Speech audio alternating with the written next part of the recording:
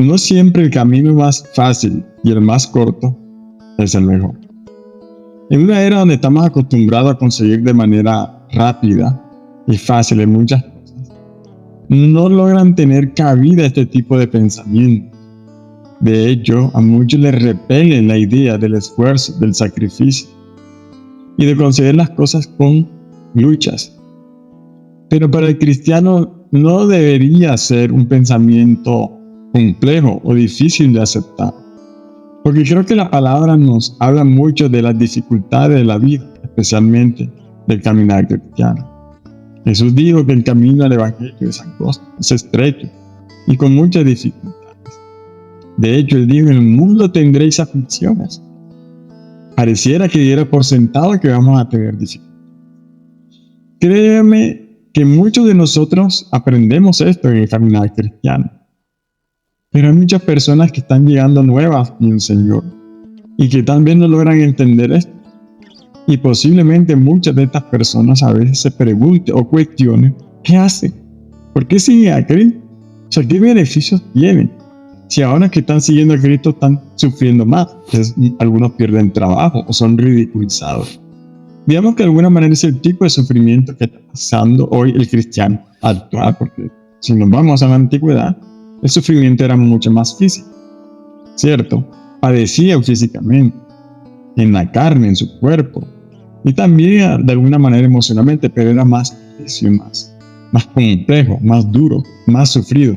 Hoy en día, pues es un poquito más de social, aunque obviamente también habrá su parte. Físicamente nos vemos expuestos por causa del cristianismo, de seguir a Cristo, pero eso no se ve mucho. Pero sí sufrimos también.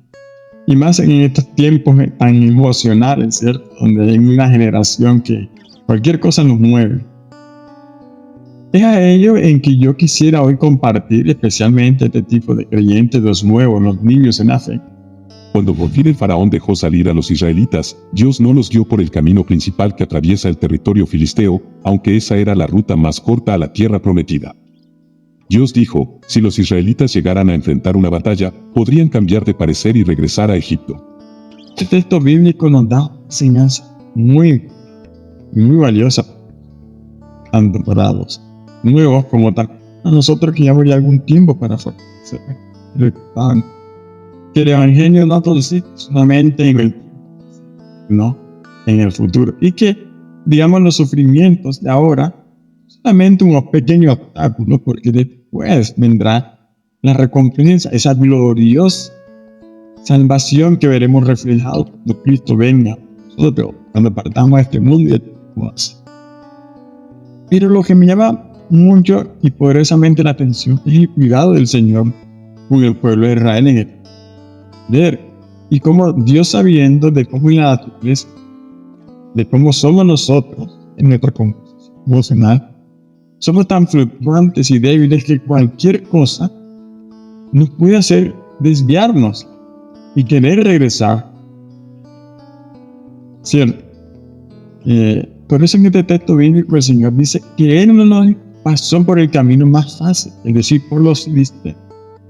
Porque, ¿qué pasaría con los filisteos? Sabemos que los filisteos se convirtió en uno de los enemigos férrimos del pueblo de Israel.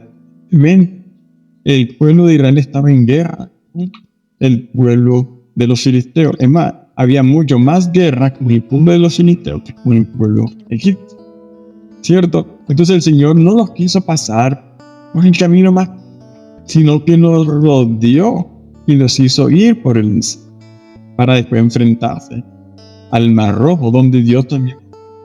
O sea, de alguna manera esto tenía varias intencionalidades, varias intenciones o propósitos.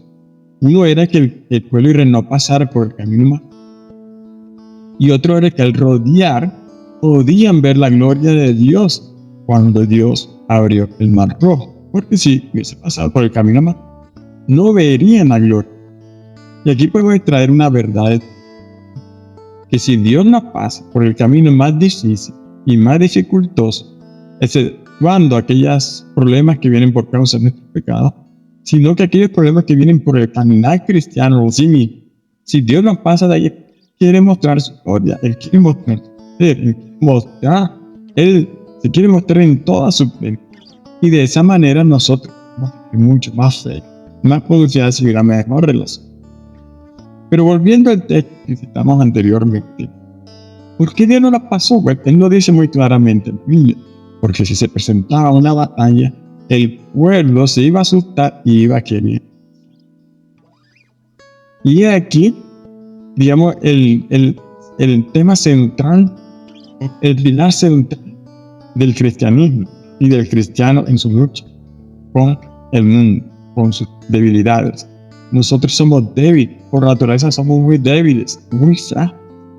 Cualquier cosa nos golpea. Si no fuera porque Cristo está con nosotros, estaríamos derribados en cualquier.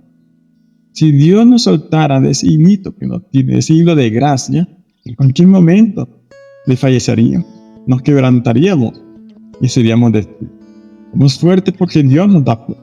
Y por eso es que estamos en, porque Dios es el que nos manda. Pero hay cosas que nos pueden hacer desviarnos, apartarnos o querer regresar. Y una de esas son las luchas cristianas, las batallas cristianas. Como lo dije ahorita, somos muy... Si nosotros leemos después en Éxodo capítulo 16 y Éxodo capítulo 17, podemos ver también que el pueblo ya quería regresar. En el capítulo 16 podemos ver que el pueblo se quejó porque no tenían que comer y tenían hambre. Y ya estaban diciendo, ¿por qué nos sacaste de Egipto? No nos dejaste allá donde podíamos comer pan hasta saciarnos. ¿En serio? ¿Pan hasta saciarnos? Pero si eran esclavos, que un esclavo comía pan hasta saciarse. Era una ración muy medida, muy mínima. Creo que los presos comerían mejor. No, es solamente una ilusión que a veces tenía el pueblo de Israel y que muchos cristianos llegan a tener también a lo mejor solo porque no sufrieron por causa del evangelio o porque el sufrimiento que tienen acá es muy diferente al sufrimiento en el mundo, ¿cierto? Son sufrimientos muy diferentes. Mientras en el mundo tú sufres las consecuencias de tu pecado, acá tú estás sufriendo por querer de. Vienen sufrimientos muy diferentes a los del mundo, como lo mencioné, persecución, la soledad, cierta tristeza. El pueblo de Israel deseaba volver que tenía hambre. Acá estaban padeciendo hambre. Después del capítulo 17 vemos que tenían sed y decían que ya bebían agua abundancia. ¿En serio? Nuevamente, un esclavo diciendo que podía beber agua hasta saciarse. Y en Egipto, no. Eran solamente impresiones, ¿ok?